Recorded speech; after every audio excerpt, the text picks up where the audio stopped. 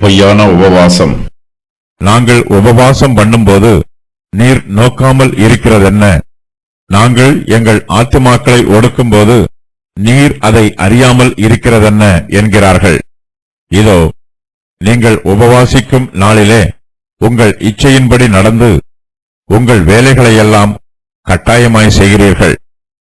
இதோ, வழக்குக்கும் வாதுக்கும் துஷ்டத்தனத்தையுடைய கையினால் குத்துகிறதற்கும் உபவாசிக்கிறீர்கள். நீங்கள் உங்கள் கூக்குரலை உயரத்திலே கேட்க பண்ணும்படியாய் இந்நாளில் உபவாசிக்கிறது போல் உபவாசியாதிருங்கள். மனுஷன் தன் ஆத்துமாவை ஒடுக்குகிறதும் தலை வணங்கி நாணலைப் போல் இரட்டிலும் சாம்பலிலும் படுத்துக் கொள்கிறதும் எனக்கு பிரியமான உபவாச நாளாயிருக்குமோ? இதையா உபவாசம் என்றும் கர்த்தருக்கு பிரியமான நாள் என்றும் சொல்லுவாய்? மாய்மாலக்காரர்கள் கர்த்தருக்கு விரோதமாய் குற்றம் சொல்லுகிறார்கள்.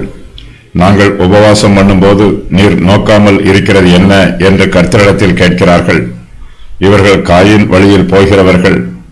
கர்த்தர் தன்னுடைய காணிக்கையை அங்கீகரிக்கவில்லை என்பதற்காக காயின் தேவனிடத்தில் கோபமாயிருந்தான். தன்னிடத்தில் ஒரு தப்பிதமும் இல்லை என்றும் தான் கர்த்தருக்கு உச்சிதமான காணிக்கையை படைப்பதாகவும் கர்த்தர் பட்சபாதத்தோடு நடந்து கொண்டு தன்னுடைய காணிக்கையை அங்கீகரிக்கவில்லை என்றும் காயின் கர்த்தர் மீது குற்றம் சொன்னான். மாய்மாலக்காரர்களும் காயினைப் போலவே பேசுகிறார்கள்.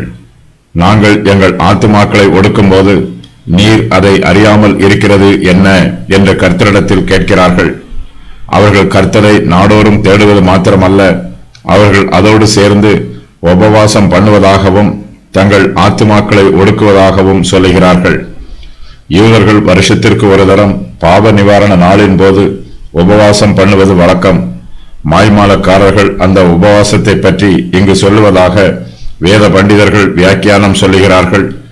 ஒருவேளை யூதர்கள் அவ்வப்போது ஆசரிக்கிற உபவாசத்தை பற்றியும் அவர்கள் இங்கு சொல்லுவதற்கு வாய்ப்புள்ளது. பரிசேயர்கள் வாரத்திற்கு 2 தரம் உபவாசம் பண்ணுவார்கள். வாரத்தில் 2 தரம் உபவாசிக்கிறேன், என் சம்பாத்தியத்தில் எல்லாம் தசமபாகம் செலுத்தி வருகிறேன் என்று தனக்குள்ளே ஜெபம் பண்ணினான். லூக்கா 18:12. கர்த்தர் தங்களுடைய உபவாசத்தை அங்கீகரிப்பார் என்றும் தங்கள் மீது பிரியமாயிருப்பார் என்றும் பரிசேயர்கள் நினைத்தார்கள். யூதர்களில் மாய்மாலம் பண்ணுகிறவர்களும் பரிசேயரைப் போலவே இருக்கிறார்கள். தேவன் அநீதி செய்கிறார் என்றும் அவர் பட்சபாதமாய் இருக்கிறார் என்றும் மாய்மாலக்காரர்கள் சொல்லுகிறார்கள். இவர்கள் தங்களுடைய நீதியையே பெரிதுபடுத்துகிறார்கள். தாங்கள் செய்வது எல்லாமே சரியானது என்றும் கர்த்தர்தான் தங்களுக்கு தப்பிதம் பண்ணுகிறார் என்றும் கர்த்தர் மீது குற்றம் சொல்லுகிறார்கள். இப்படிப்பட்டவர்களுக்கு கர்த்தரிடத்திலிருந்து ஒரு ஆசீர்வாதமும் வராது. அவர்கள் தேவனை நோக்கி, எங்களை விட்டு விலகியிரும், உம்முடைய வழிகளை அறிய விரும்போம். சர்வ வல்லவரை நாம் சேவிக்க அவர் யார்? அவரை நோக்கி ஜெபம் பண்ணுவதனால் நமக்கு பிரயோஜனம் என்ன என்கிறார்கள். யோபு 21:14-15. தேவனை சேவிப்பது விருதான், அவருடைய கட்டளைகளை கைக்கொள்ளுகிறதினாலும் சேனைகளின் கர்த்தருக்கு முன்பாக துக்கித்து நடக்கிறதினாலும் என்ன பிரயோஜனம்? மல்கியா 3:14. மாய்மாலக்காரர்கள் உண்மையாக உபவாசம் பண்ணவில்லை. ஆகையினால் கர்த்தர் அவர்களுடைய ஜெபத்திற்கும் உபவாசத்திற்கும் பதில் கொடுக்க மறுத்து விடுகிறார். அவர்கள் உபவாசிக்கும் நாளிலே தங்கள் இச்சையின்படி நடக்கிறார்கள். அந்த நாட்களில் தங்கள் வேலைகளையெல்லாம் கட்டாயமாய் செய்கிறார்கள். அவர்கள் உபவாசம் பண்ணுவது மெய்தான். ஆனால் அவர்களோ நினிவே பட்டணத்து ஜனங்களைப் போல தங்கள் பாவமான வழிகளை விட்டு திரும்பி வரவில்லை. அவர்கள் பாவத்திலும் ஜீவிக்கிறார்கள், உபவாசமும் பண்ணுகிறார்கள். தாங்கள் உபவாசிக்கும் நாளிலே தங்கள் இச்சையின்படி நடக்கிறார்கள். தங்களுடைய கண்களுக்கும் மனதிற்கும் சரியானபடியெல்லாம் செய்கிறார்கள். அவர்களுடைய மன விருப்பமே அவர்களுக்கு பிரமாணமாய் இருக்கிறது. மாய்மாலக்காரர்கள் பேராசைக்காரர்களாயும் இரக்கமற்றவர்களாயும் இருக்கிறார்கள். தங்களுடைய வேலையாட்களை கடினமாய் வேலை வாங்குகிறார்கள். நியாய பிரமாணத்தின்படி அவர்களுக்கு ஓய்வு கொடுப்பதில்லை. அவர்களை கட்டாயமாய் வேலை செய்ய சொல்கிறார்கள். தங்களிடத்தில் கடன் பட்டவர்களை கொடுமைப்படுத்தி தங்களுடைய கடனை வசூலித்து விடுகிறார்கள். யூபிலி வருஷத்தின் போது கடன்களையெல்லாம் மன்னிக்க வேண்டும். மாய்மாலக்காரர்களோ கடன்களை மன்னியாமல் ஏழைகளை ஒடுக்குகிறார்கள். ஆனாலும் பாவ நிவாரண நாளின் போது மற்ற எல்லோரையும் போல இவர்களும் உபவாசம் பண்ணுகிறார்கள். மாய்மாலக்காரர்கள் உபவாசம் பண்ணினாலும் வழக்கு பிரியராயும் வாது பிரியராயும் இருக்கிறார்கள்.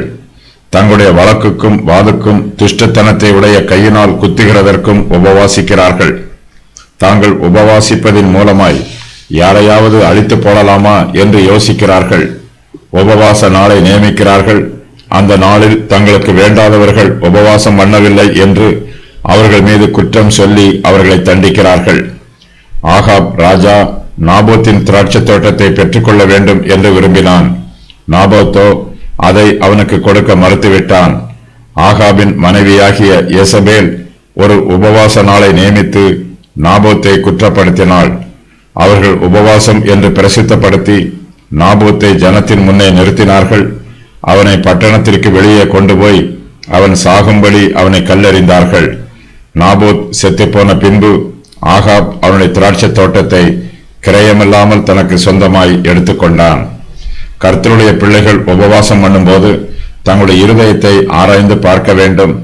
தங்களை தாங்களே நியாயம் தீர்க்க வேண்டும். தங்களுடைய பாவங்களுக்காக மனம் வருந்த வேண்டும். இதுவே உபவாச நாளின் போது செய்ய வேண்டிய பக்தியுள்ள காரியம். ஆனால் இவர்களோ உபவாச நாளிலே மற்றவர்களோடு வழக்காடுகிறார்கள், விவாதம் பண்ணுகிறார்கள், வாதுக்கும் வழக்குக்கும் உபவாசிக்கிறார்கள். மாய்மாலக்காரர்கள் பாவத்தில் ஜீவித்துக் கொண்டே உபவாசமும் பண்ணுகிறார்கள். தங்கள் கூக்குரலை உயரத்திலே கேட்க பண்ணுகிறார்கள். இந்நாள் உபவாசிக்கிறது போல் உபவாசியாதிருங்கள் என்று கர்த்தர் மாய்மாலக்காரரிடத்தில் சொல்லுகிறார். இவர்களுடைய இருதயத்தில் பக்தியுள்ள சிந்தனை இல்லை.